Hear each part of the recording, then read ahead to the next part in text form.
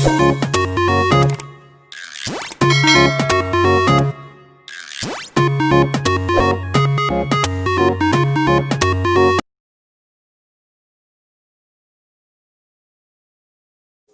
Students, आशा करती हूँ कि आप सारे लोग बहुत अच्छे होंगे और सारे ही अपने घरों में एकदम से सुरक्षित होंगे। वेलकम टू किरण आदि शिक्षा, जहाँ पर हम स्टडी कर रहे हैं एनसीईआरटी क्लास 9 का चैप्टर नंबर 13, जिसका नाम है सरफेस एरिया इन वॉल्यूम।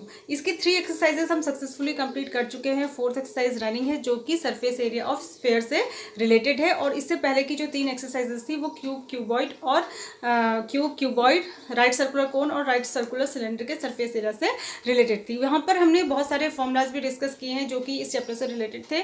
तो अगर आपने प्रीवियस वीडियोस नहीं देखी हैं तो आप फटाफट से चैनल को सब्सक्राइब कीजिए, और वहाँ पर मैंने एक 9th क्लास की प्लेलिस्ट बनाई हुई है, जिसमें जाकर आप जो है सारी प्रीवियस वीडियोस को देख सकते हैं। चैप्टर का कंसेप्ट जो है शुरू से स्टार्टिंग से क्लियर कर सकते हैं, क्योंकि एकदम बीच में से देखने से आपको चैप्टर समझ में नहीं आएगा। इसके साथ ही क्लास 6 to 10 के लिए सारी ही क्लासेस की मैथ्स की वीडियोस वहाँ पर उपलब्ध हैं, तो आपके छोटे बड़े भाई बहन भी इसका फ़ायदा ले सकते हैं। आराम से लॉकडाउन में घर बैठे आप अपनी एग्ज़ाम की तैयारी को कर सकते हैं, अपनी मैथ्स की स्टडीज़ को कंटिन्यू रख सकते हैं।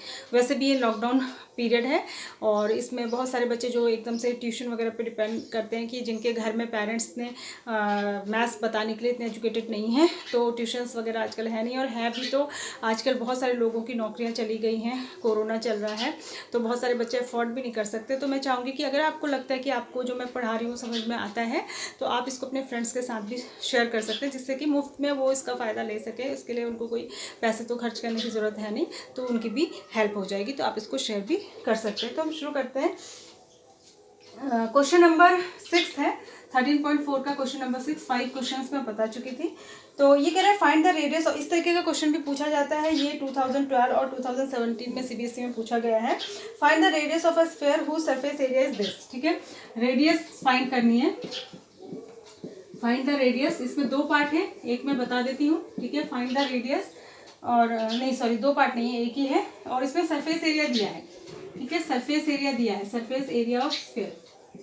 मैंने आपको बताया था स्फीयर का सिर्फ सरफेस एरिया ही होता है, उसका कर्व या टोटल नहीं होता, क्योंकि स्फीयर में एक ही सरफेस होती है। ये इतना दिया है और आपसे कहा है कि रेडियस निकालिए। बहुत ही आसान क्वेश्चन है। सरफेस एरिया का फॉर्मूला लगा देंगे, 4πr² इज इक्वल टू 154। ठीक है, तो यहाँ से क्या हो जाएगा, हमें r² चाहिए, r² इक्वल टू 154। बाकी को उधर ले जाएंगे। ठीक है, तो उधर ले जाएंगे तो ये नीचे आएगा, ये 4π नीचे आएगा, तो 4 नीचे आएगा और पाई होता है 22/7। जब अपॉन के नीचे अपॉन आता है तो ऊपर चला जाता है। ठीक है, तो ये हो जाएगा, और इससे ये कट रहा होगा। देखिए 11 2 जा 22, 11 1 जा 11, 11 4 जा कट जाएगा, ये 2 7 जा कट जाएगा ये। ठीक है, तो हमारे पास आएगा r² इक्वल टू 7 का स्क्वायर यानी कि 49/4। ठीक है, तो यहाँ से अगर हम r निकालेंगे तो इधर स्क्वायर रूट लगाएंगे। जब इधर से स्क्वायर हटाते हैं तो दूसरी साइड क्या लगता है, स्क्वायर रूट लगता है। स्क्वायर रूट हो जाएगा 49/4, और 49 का स्क्वायर रूट होता है 7, 4 का होता है 27/2, यानी कि 3.5 सेंटीमीटर जो हो जाएगी वो इसकी रेडियस हो जाएगी। ठीक है, तो इस तरीके के क्वेश्चंस भी पूछे जाते हैं, जो बहुत ही आसान होते हैं। इनको बिल्कुल भी इनसे घबराने की जरूरत नहीं है। बहुत ही विदिन 2 मिनट ये क्वेश्चन सॉल्व हो जाता है, अगर आप थोड़ा सा दिमाग लगाएं तो। ठीक है, क्वेश्चन नंबर 7। क्वेश्चन नंबर 7 देखिए क्या है, the diameter of a moon. ठीक है, the diameter of the moon is approximately 1/4 of the diameter of the earth. ये कह रहा है कि ये देखिए ये मून है, मून छोटा होता है आपको पता है, अर्थ उससे 4 गुनी बड़ी है। ठीक है, तो जो मून का डायमीटर है बोल रहा है, मान लिया d1 है, और अर्थ का डायमीटर मान लिया d2 है। ठीक है, तो ये जो d1 है ना, ये कह रहा है कि अर्थ के डायमीटर का 1/4 है। d2 अर्थ का डायमीटर है, उसका 1/4 है। ठीक है, find the ratio of their surface area. तो हमें उनके सरफेस एरिया का क्या निकालना है, रेशियो निकालना है। ठीक है ना, तो देखिए रेडियस ऑफ, अगर रेडियस ऑफ अर्थ, ठीक है, इसको मैं ऐसे समझाती हूँ, देखो, let diameter of earth equals to 2r।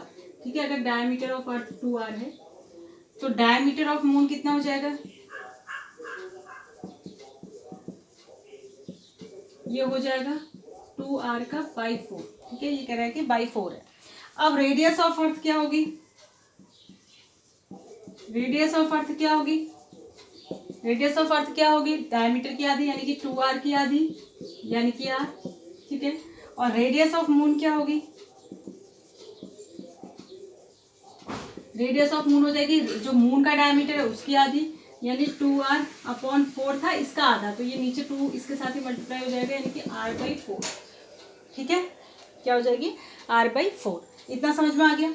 अब हमको क्या निकालना पड़ेगा, अब हमको निकालना पड़ेगा, क्या पूछा है इसने, find the ratio of their surface area, ठीक है। तो सरफेस एरिया ऑफ देखो ये क्या फिगर होती है, स्फेरिकल है ना दोनों, तो सरफेस एरिया ऑफ अर्थ क्या हो जाएगा, क्योंकि अर्थ की जो रेडियस है वो मैं r मान रही हूँ, ठीक है, तो सरफेस एरिया क्या हो जाएगा 4πr² हो जाएगा, इसका बहुत ही इजी है। और सरफेस एरिया ऑफ मून क्या हो जाएगा, सरफेस एरिया ऑफ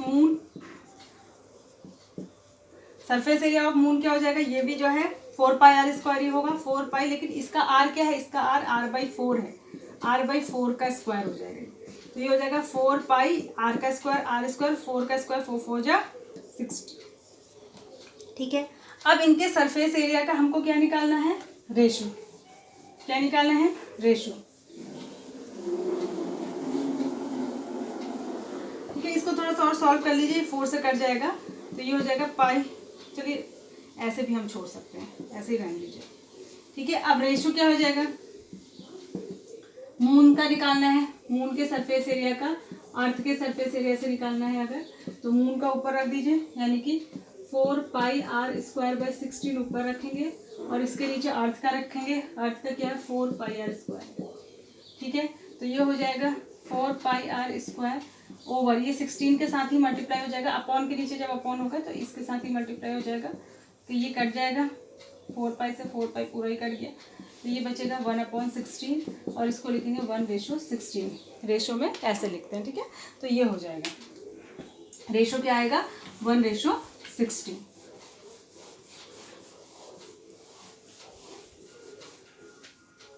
उसके बाद आ जाता है क्वेश्चन नंबर 9 और ये इस एक्सरसाइज का क्वेश्चन नंबर 8 है।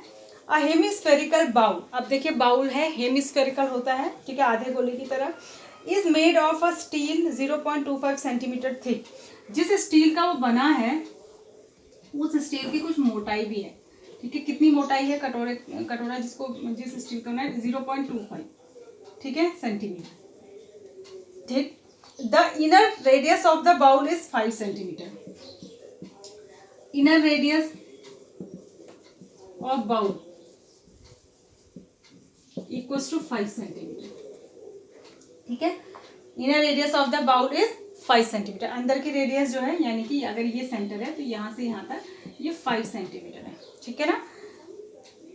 Find the outer curve surface area of the bowl, अब लेकिन इनर कर्व सरफेस एरिया नहीं पूछा, आउटर, तो पहले हमको आउटर रेडियस पता करनी पड़ेगी, तो आउटर रेडियस कितनी होगी, 5 में जो है ये 0.5 और ऐड हो जाएगा, तो आउटर रेडियस कितनी हो जाएगी, जो 5 + 0.5 जो थिकनेस है, मोटाई है, तभी तो यहाँ से यहाँ तक की पूरी आउटर रेडियस पता चलेगी ना, तो ये क्या हो जाएगा 5.25 सेंटीमीटर।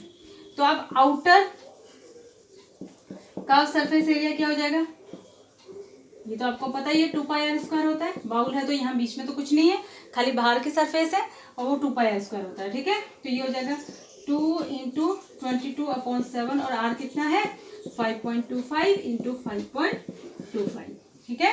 तो जब आप इसको कैलकुलेट करेंगे तो ये आपके पास आ जाएगा 172.25 सेंटीमीटर स्क्वायर, ठीक है। कुछ नहीं करना है, मल्टीप्लाई डिवाइड जो भी करना है वो कर लीजिए, कैलकुलेशन के बाद आपके पास आ जाएगा 172.25 सेंटीमीटर स्क्वायर। तो ध्यान से देखना है, ये नहीं कि खाली 5 सेंटीमीटर उसका इनर रेडियस दिया है और पूछा है आउटर सरफेस एरिया, तो आपने जो है इनर का ही रेडियस लगा के फटाफट से 2πr² रखा और उसमें r की जगह 5 रख के कैलकुलेट कर दिया, सब गड़बड़ हो जाएगी, ठीक है, 0 मार्क्स मिलेंगे, कुछ नहीं मिलेगा। लास्ट क्वेश्चन बता रही हूँ इस चैप्टर का, अ राइट सर्कुलर सिलेंडर, अच्छा इसमें सिलेंडर का भी बता दिया, इसमें just enclose a sphere of radius r, ये कह रहा है कि एक राइट सर्कुलर सिलेंडर है और इसके अंदर एक स्फेयर इस तरीके जस्ट एनक्लोज, स्फेयर इस तरीके से रखा गया, पूरा फंस गया इसके अंदर। एक स्फेयर इसके अंदर इस तरीके से रखा गया कि पूरा जैसे ऊपर से लेके नीचे तक बिल्कुल फंस गया इसके अंदर, ठीक है।